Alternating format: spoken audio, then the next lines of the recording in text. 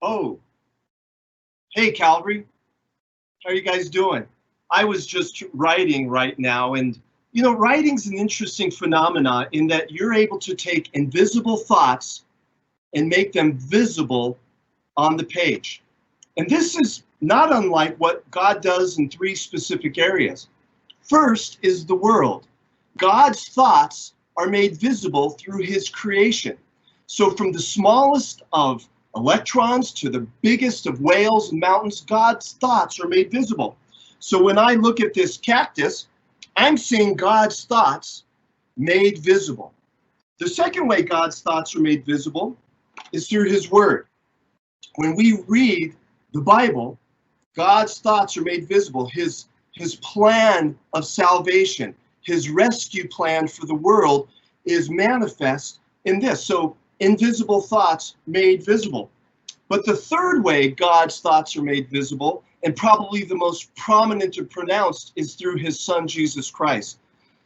The writer, John, tells us in his gospel that in the beginning was the Word, and the Word was with God, and the Word was God. And then in verse 14, it says, the Word became flesh. So Jesus is the culmination of the invisible God becoming visible. But there's something else really cool to think about. You and I are also making the invisible God visible. When we are working at the kindness campaign, or we're doing the prayer calls, or our writing team, who is diligently writing behind the scenes, our video team, who is diligently working behind the scenes, we too are making the invisible God visible through our actions. We've heard people say we are God's hands and his feet, and that is true. But the Apostle Paul uses two unique metaphors. The first, he tells us, is that we are ambassadors. We are God's representatives in the world. So when you're representing God in this world, you are making the invisible God visible.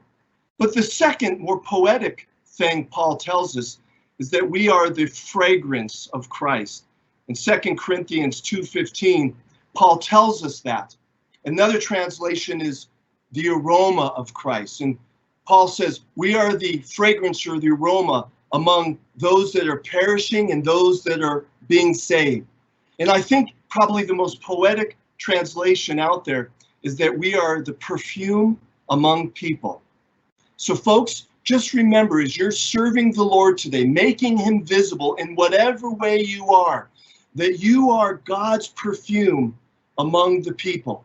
So my encouragement to you is simply be strong and spray on. God bless you. I got to get back to my writing, but we appreciate everything everyone is doing. See you soon.